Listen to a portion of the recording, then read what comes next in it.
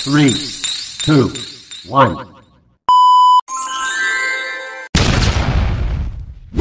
Good morning po mga igan. Mayroon po tayong nabili na isang pang-washing motor at saka dryer. So ito po ay galing sa ating kaibigan diyan sa baba. Yung namimili ng kalakal. So bininta sa atin ng 300, 150 na lang daw ang isa. Kasi sira po siya, tinisting natin. Ayaw gumana. Parehas. Ayan pa nga po yung linya niyan. Ito yung sa kuryente niya. Yan dalawa. Yung capacitor niya. Dryer, yan. Titesterin natin bawat isa para makita nyo hindi siya nagana. So ito munang sa washing ng ating titesterin. Ito, pang washing muna. So dito natin itatap sa kanyang kupon. So testerin muna natin yung dalawang dulo. So yan, mayroon. So yan, pagdikitin na natin. Yan po, walang power. Yan o, wala. Pag dito mayroon. Pag dito na sa kanyang linya, wala. Yan po yung linya niya. So wala talaga. So yun naman ang dryer naman. So yan, itong dryer naman. Ating titesterin. So yan po, yung kulay blue. Yan, wala. Parehas wala o. Dito gumagana naman sa ating tester. Pagdating dito, wala. Yan. Yan po yung linya niya. So, wala talaga. Kaya ang gagawin natin dito, buksan na natin itong mga makina na ito. Para ating malaman kung may putol ba siya sa loob. Siguro ang unahin muna natin itong dryer. At ito ang kailangan natin. Para kung sakaling gumana naman, atin siyang magagamit. Kung magapang sarili lang muna natin. At wala tayong dryer, baulan na eh. Let's go. So yan, tanggalin muna natin itong paa na ito. So kung mapapansin nyo, ang ganda pa oh. Bagong-bago pa yung kanyang kaha. Yung ganda pa oh. Kinis pa. Nakakintab-kintab pa. Kaya ako'y nang hinayang, kaya ating binili siya. Pero kung gumana ito, kasi ang binta nito sa atin ay 250 ang sikinhan. Kasi ang brand new nito dito ay 1.5. Kaya pag nagre-repair tayo nito, ang binta natin ito ay 600 plus labor. Ang labor ko lang naman ay bababa lang. So mga 1,000, sakto na yun, sikinhan, kasama na labor. Kaysa sa brand new, patak ng 2,000 kasama labor. So ayan, buksan muna natin to. So ayan, natanggalan natin yung mga tornilyo. Tanggalin natin to, kanyang rotor. So ayan, so ang ganda pa. So tingnan natin kung saan dyan nagka-problema. Ayan, natanggalan natin lahat to. So ayan, tanggalin muna natin yung tali para ating malaman, baka sakaling ito ay sa thermal fuse lang. So ayan, tanggalin natin yung tali. So may napansin ako kanina agad. Pag bukas natin yung tali, ayan, may naputol na isang hibla. So andito lang naman siya sa labas. Ayan. So yun, kaya pala wala siyang power. So ayan, may naputol lang. Papagdugtungin natin yan mamaya. Dalawa na yung naputol. So hanapin pa natin yung iba, baka may problema pa. So yun, namumuti. Linisin muna natin. Baka dito pa may problema. Ano po ito ay alloy. Alloy siya, namumuti. Yun, namumuti siya. Hindi siya tanso. Kalkalin muna natin yung mga namumuti na yun. Baka may putol pa ron. So ayan, ito po yung kanyang thermal fuse. Natin muna siyang titesterin. So mayroon pang isang problema pala.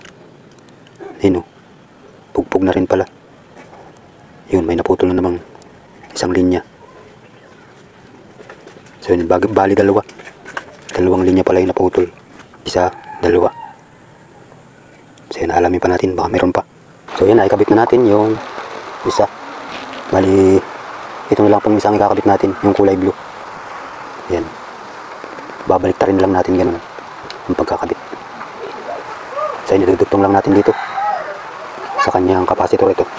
And then, tatalian na natin. So ito rin yung ating itatali na dati. So yan, naitali na natin ng maayos. Ang gagawin naman natin ngayon ay tatestiran na natin kung siya ba ay gagana na, kung may continuity na siya. So dito mayroon yung ating test tester yan. Nagana siya. So, dito natin. So yan, meron na po. Dahil naipag-connect na po natin yung mga naputol. So yan, i-assemble na natin. And then mamaya titestingin na natin kung gagana na siya. So ayan, i-assemble na natin. And then ikakabit na natin sa kanyang pwesto na dryer. So yan, dito natin ikakabit. Diyan natin ikakabit. Kaya lang wala pa siyang timer. So papaganahin lang natin dito. So yan, buksan muna natin ang tornilyo. Tanggalin muna natin itong mga tornilyong ito. So yan, tanggalin natin. And then pati yung lahat ating hihiwalayin. So yan, ikakabit na natin itong ating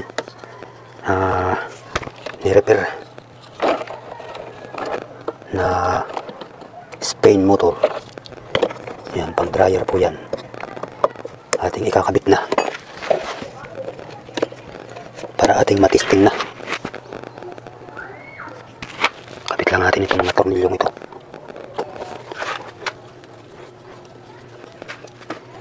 Para atin na siyang matitisting. Kaya lang wala pa tayong timer. So papaganahin lang natin. Kakabitan lang natin ng timer. So nakabit na natin. And then ilalagay na natin sa kanyang kaha o i-assemble natin. And then mamaya atin na siyang i-connection yung kanyang linya.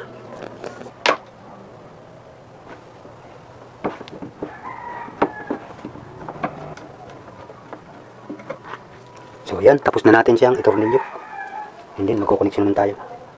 So yan po mga igan, at magko-connection na tayo. So yung isang linya nito galing dun sa taas, parehas yan. So yung isa i-connect natin dito sa kanyang common ito. Ito direkta dito sa motor, itong common niya. And then ito yung kanyang capacitor na linya. Kumbaga yung isa rito ay walang koneksyon. Kumbaga sa capacitor lang siya. Dito tayo magtatap ng isa. So dito. Yan. And then yung galing sa taas, dito tayo magtatap. Itong kulay orange. So yan. And then itong isang linyang ito, dito natin i-connect sa kabilang linya. Yan, dito yan. So yan, ang tamang connection yan, yung direkta ito sa timer sa taas. Kaya lang wala tayong timer, ilagyan lang natin ng switch. So yan, mamaya at atin ang papaganahin. So lagyan ko lang ng cover, and then mamaya atin ang titestingin. So yan, tapos na natin i-connection. Naayos na rin natin ang linya. Atin ang sasaksak para ating malaman na gumagana siya, na gumagana na. So yun, nasaksak na natin, and then switch natin ito. Ating inilagay na ano lang siya, on off. So ayan, magana na siya. Kanyang naririnig. So ayan, naririnig nyo na. So ayan po, magana na siya. So hindi ko na lang na siya nilagyan ng pre, no? At siya naman ay okay na. So kumbaga antay na lang ang paghinto. So yan. So sara natin ulit. Kaya lang medyo nagpapaltos yung ating ano dito. Yun. Napaltos yung yung nag-iipit na ganun. No? Kasi pag hindi yung nagdikit na ganun, hindi siya andar. Medyo nakaangat lang siya. So hindi siya nagpapanagpo. So ito namang washing, ayos naman yan. Yan, mga galing din sa kalakal yan. Yung kanyang mga makina niyan. Atin lang pinagre-repair. So yan, lakas ng ikot niya. So akala ko hindi na siya maayos. Kasi may mga naputol na wire talaga. So awa ng Diyos, atin siyang nakumpuli. At napagdugtong-dugtong natin. So yan, kung nagustuhan niyo po itong muli, ating ni-repair na spin dryer.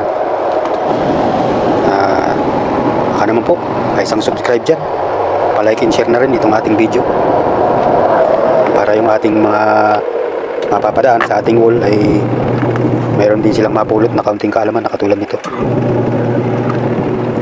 At syempre pakipindot na rin ang notification bell para lagi kayong update sa mga video pa nating i-upload. At syempre hanggang dito na lang ang ating video. So maraming salamat po muli. Sana makarating itong ating video. Sana po patuloy nyo akong suportahan. Bagamat madalang tayo makapag-upload ay tayo ay busy sa iba't iba nating mga ginagawa. So yun lang pong muli at maraming salamat. God bless you all.